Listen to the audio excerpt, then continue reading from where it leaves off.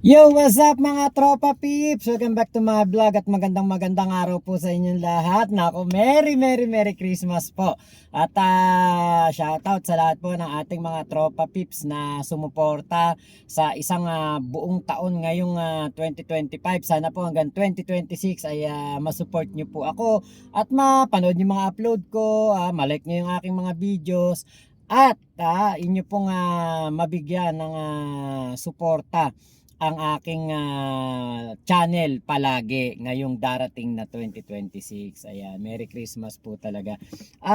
Alam niyo po, hindi po tayo nagpapahinga ng pagbablog kahit na Pasko dahil marami po talaga nga pwedeng i-vlog ngayong Pasko. Isa na nga po diyan yung kasi siguro naman yung mga taong kulaong yung mga taong kulaong nakita nyo naman na na talagang sila po ay namimigay lang kuno ng pamasko, ganyan, tumulong, 'di ba? Ngayong Kapaskuhan. Alam niyo, dakilang gawain ng tumulong. Hindi natin yan na kinokondena yung pagtulong, 'di ba? Pero yung may halong pagbabalat kayo, ang ginagawang pagtulong, yan po yung ating sinosoplak. So nakita po natin na itong si Francis Culaong ay namimigay kuno ng tulong, di ba? Okay yun, maganda sana Kaya lang, kung namimigay yan at sasabihin niya na ang tulong na ito ay galing kay Norman Mangusin, yun, okay yun. Pero kung kay namimigay ng tulong at sasabihin mo na galing kay FLM o galing kay Francis Leo Marcos, 'di ba? Marcos ang dinadala mo, hindi po maganda at nasisira lang po talaga ang ating Pangulong Bongbong Marcos diyan po sa ganyang datingan. Alam naman natin na si Kulaong po talaga kita nyo kahit Pasko hindi po namamahinga sa panloloko sa taong bayan. Kaya wala tayong karapatang mamahinga biruin nyo kahit na Pasko ay nanloloko tong taong to. 'Di ba? Hindi po kabayanihan yung kanyang ginagawa na pagtulong ngayong Pasko dahil po hindi nga po ito magandang tignan lalo pa kung ang kanya pong dinadalang pangalan, apelyido habang namimigay ay Francis Leo Marcos or FLM, 'di ba? Yun po yung naano natin Ngayon, alam nyo sa totoo lang ako nakita ko naman kung bakit ginagawa to ni Kulaong etong pamimigay kunwari ngayong Kapaskuhan na mas pinili niyang mamigay. Sabi nga niya nasa eroplano daw siya, pababa na daw siya ng palipad na daw eroplano, hindi pa naman daw nasasara yung pinto, pero mas pinili daw niya na tumulong na lang sa ating mga kababayan kaysa gumastos daw siya doon sa resort na kanyang pupuntahan. Mas pinili niya na ipamigay na lang daw itong mga tulong na ito sa ating mga kababayan. Alam niyo po, ewan natin kung magkano ba ginastos ni Kulao. Tingin ko hindi naman gumastos ng 50,000 to sa kanyang pamimigay 'Di ba? Tingin niyo ba yan yan ay gagastos ng ganong kalaki sa pagtulong. Balatuba yung taong yan. Kahit nga Pasko nanloloko at yung pinamigay niya, nako tsak na mas malaki pa kinita. Hindi ako nagmamagaling dito Hindi po talaga ako tumutulong kasi hindi naman po ako mayaman, hindi po ako katulad ni Kulaong na kunwari humanitarian pero nagpapanggap naman na Marcos.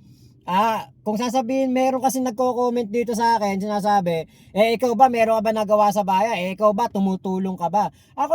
Di bali na ako hindi tumulong, hindi po ako nagmamagaling, hindi po ako nagpapasikat dito, at lalong-lalo na hindi po ako nagpapanggap na pilantropo para mahalin ng taong bayan, para mahalin ng mga binibigyan ng tulong. Hindi ko po kailangan magpanggap.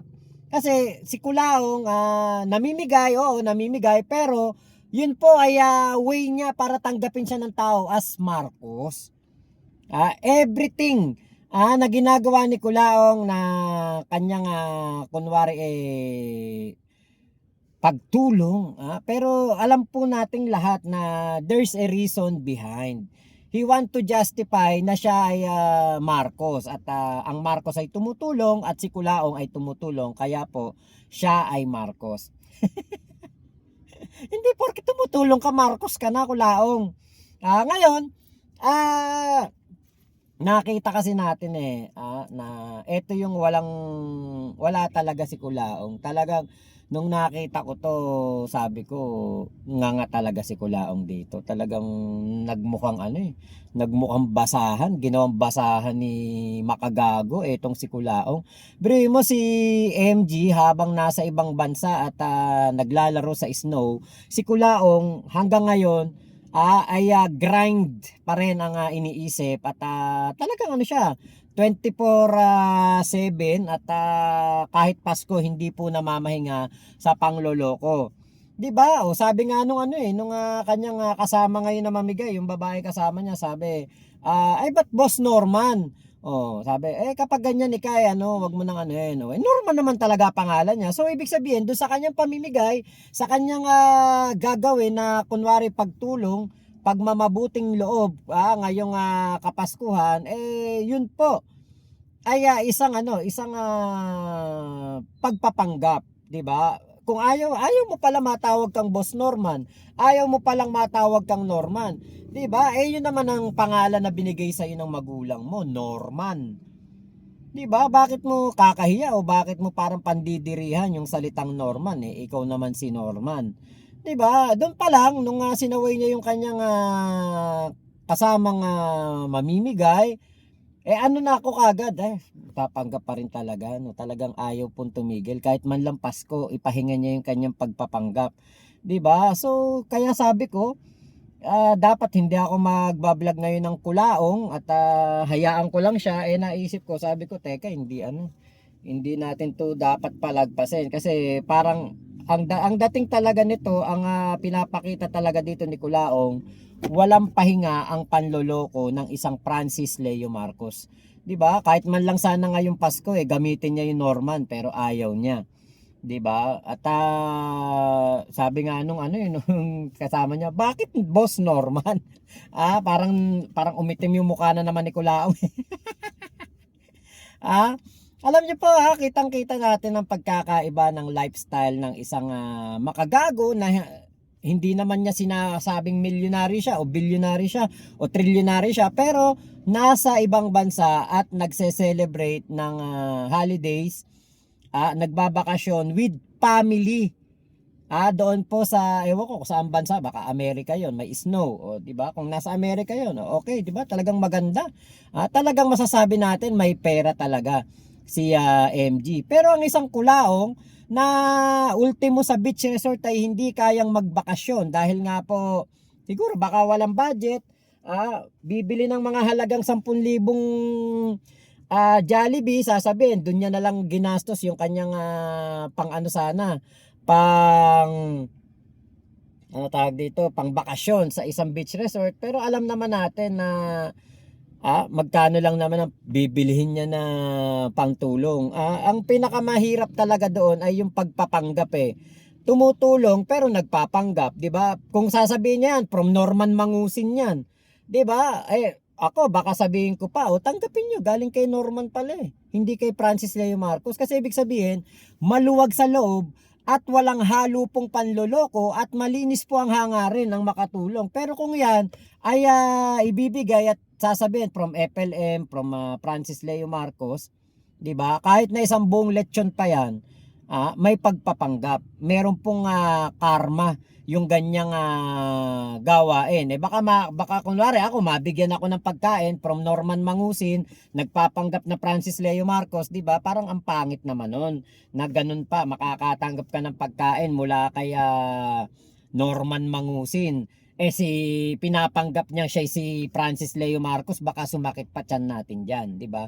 Kaya po sabi ko, talaga si Norman Mangusin talaga hindi po tumitigil sa panloloko kahit na Pasko, kahit na 'di ba, isang araw man lang tanggapin mo yung Norman ng pangalan mo na binigay sa iyo ng magulang mo, hindi po kaya ni Kulaong. Habang si MG ay nagbabakasyon, nagpapakasarap, tinetreasure ang oras na kasama ang kanyang pamilya, kasi after the New Year, after Christmas, New Year, bakbaka na naman to, umaatikabo at mas matindi pong laban ang mangyayari ngayong 2026. Kaya po, 'di ba? nakita natin ang ating boss MG, si Makagago, talagang masaya sa kanyang sa kanyang ginagawang pagbabakasyon kasama ang pamilya, samantalang si Kulaong grind pa rin ang iniisip, panloloko pa din, pagpapanggap na pilantropo o mabait na tao, pero ang sariling pamilya, 'di ba, hindi po niya makasama ngayong Pasko. So, there's something wrong. Kapag po ang isang mabuting tao, sinasabi niya mabuti siyang tao, mabait siyang tao, pilantropo siya, tumutulong siya, namimigay siya ng tulong, pero ang kanya pong pamilya ay never pinakita sa inyo, never na kahit man lang isang live video o kahit man lang isang picture na kasama niya ang kanyang pamilya, nanay, tatay ngayong panahon po ng Kapaskuhan.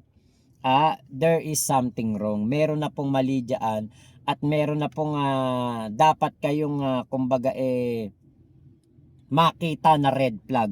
Ang tao po na walang pamilyang kasama sa kanyang mga ginagawa, ibig sabihin po niyan, ultimo pamilya niya, hindi niya makasundo. Hindi katulad ni Makagago, na kasama po ang pamilya ngayon at baka ngayon nagbabatuhan sila ng snow,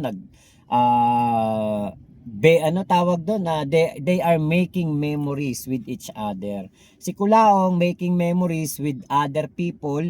Sabi nga doon sa isa niyang video, ewan ko kung eto ba yun, may nakita ako dito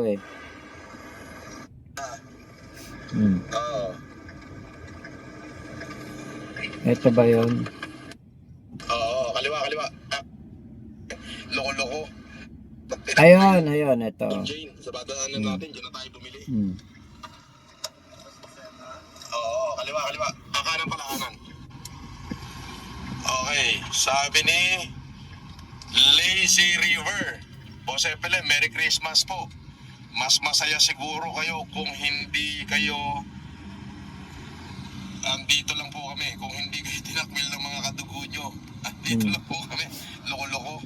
Sino tinakwil? Wala namang tinakwil. Di mas mabuti ka kung tinakwil na ako. Oo, di mas masaya yun. Oo.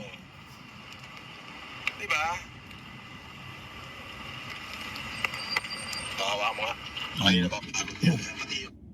Diba? Kaya po hindi na tayo magtaka kung yung pong ibang mga tao niya o ibang tao mismong nakapaligid sa kanya hindi po niya nakakasundo kasi nga sa mahabang panahon mga hindi niya nakakasundo kasi nga po ultimo sarili niyang pamilya, totoo yun. Kung hindi man siya tinakwel, hindi na siya siguro, kumbaga parang hindi tanggap ang kanyang ginagawang pagpapanggap bilang Marcos. 'Di ba? Yun nga kapatid niyang pastor, tinakwil siya, hindi siya pinapakasuhan nga siya, pinapademanda nga siya. Kung meron daw kayong reklamo, demanda na lang daw si Kulaong.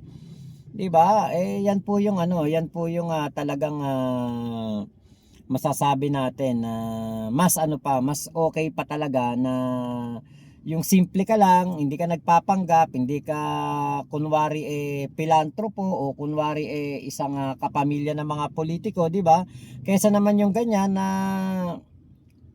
araw ng Kapaskuhan, alam niyo parang alam nung nag-abroad ako, nung nasa Malaysia ako, syempre hindi ako makakauwi agad at mahirap buhay sa abroad. Umuwi ka man, sarili mong gastos. Kaya matitiis mo talagang Pasko't Bagong Taon na wala sa piling ng pamilya mo. Pero ito si Kulao, nandyan lang naman sa Isabela, pamilya niya, nanay, tatay niya, 'di ba?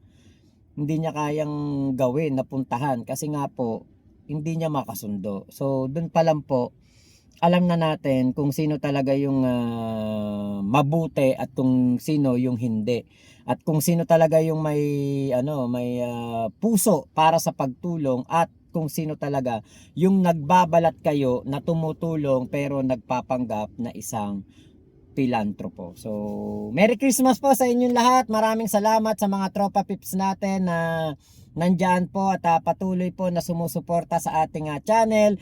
Maraming salamat po sa inyong lahat. 2027 ay 2027 2026 pala, babawi tayo at marami tayong vlog na dapat gawin at ngayong 2025 mga remaining days Siguro makakapag-vlog pa rin naman ako, pero kasi pagdating na ng mga katapusan ngayong New Year's Eve, January 1, 2, 3 ganyan, yan po yung mga ano na naman namin. Yan yung aming parang ano ba tawag dito, tradisyon na every New Year ay pumupunta kami sa beach. Ayan. So kami magdadagat ngayong paparating na January 1. Hindi siguro, hindi kaya January. Baka January, pwede January 1, tanghali lang lalakad, mga ganun. Tignan natin kung anong mangyari. Pero kami po yung magdadagat, kaya po baka ako'y makapag-upload na niyan mga 4, 5, 6 na. Marami tayong babawiin na vlog. So maraming salamat po. Ingat po kayo. Nasa mang panig kayo ng mundo. Merry Christmas, Happy New Year. At muli po, kahit po Pasko, wag po kayo magpapabudol kay Francis Leo Marcos. Wala pong Francis Leo Marcos. Norman Mangusin meron. So ilaman po. Thank you Mama Chup Chup. Love you. God bless us all Pilipinas. God first. Salamat po. Merry Christmas. Thank you po.